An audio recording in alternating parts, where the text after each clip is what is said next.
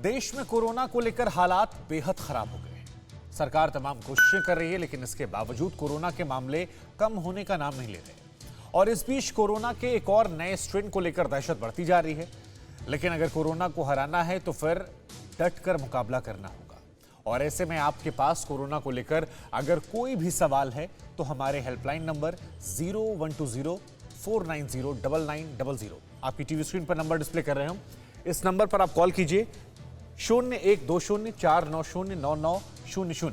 इस पर कॉल कीजिए और उसके बाद आप कोई भी सवाल जो है वो आप पूछ सकते हैं। तमाम एक्सपर्ट्स हमारे साथ जुड़ेंगे जिनसे हम आपकी बातचीत करवाएंगे। डॉक्टर अम्बरीश मित्तल हमारे साथ फिलहाल जुड़े हैं। आप डायबिटीज एक्सपर्ट हैं मैक्स से। सर, आपका बहुत बहुत स्वागत है, आपने अपना कीमती वक्त निकाला हमें दिया।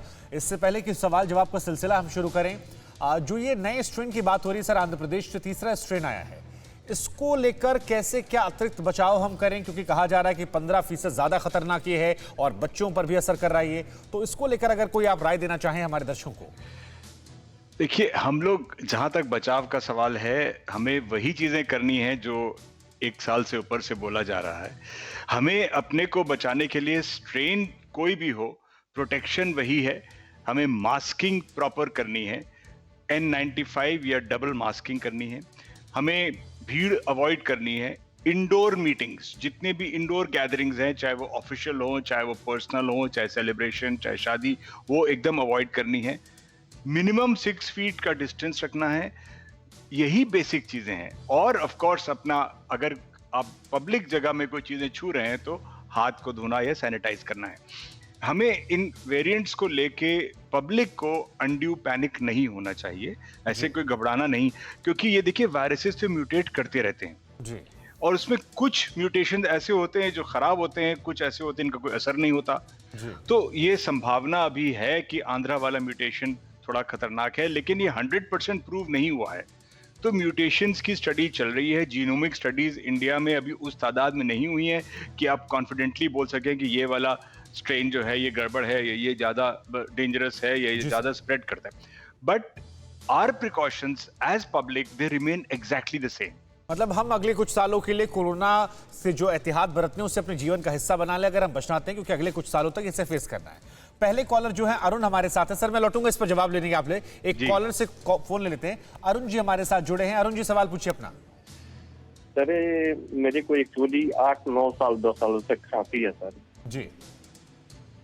तो सर मेरे को कोई प्रॉब्लम नहीं, ना बुखार है ना कुछ है, लेकिन 10 सालों से पता नहीं कितना मैंने दवा खाया, तो इसके लिए 10 क्या दिनों से करें? 10 सालों से? 10 सालों से सर जी। तो ये जो आपकी 10 साल की खांसी है भाई, इसका तो इससे कोई संबंध नहीं है। कोविड तो 1 साल पुरानी बीमारी है और कोविड का कोर्स 1 to 2 वीक्स का होता है। वो खांसी तो अलग है, आपको अपने डॉक्टर से बात करनी पड़ेगी। अगर 10 साल से खांसी है तो ये संभावना बहुत कम है कि कोई इन्फेक्शन या ट्यूबरक्लोसिस या ऐसे कुछ हो। यही लाइकली है कि कुछ एलर्जिक खांसी होगी। अपने डॉक्टर से सलाह करें और सही दवाई लें, ठीक रहेंगे। ठीक है। अगले कॉलर सूरज हमारे साथ हैं बिहार से। सूरज जी, सवाल पूछिए। सर, मुझे टाइफाइड हो गया था जी। 10-15 दिन से और मुझे खांसी बहुत हो रहा था। तो अभी तो कुछ नॉर्मल है, लेकिन हम सर कितना दिन एहतियात बरतें आदमी से? नहीं, टाइफाइड में किसी से दूरी रखने का वो नहीं। टाइफाइड हवा से नहीं स्प्रेड होता है।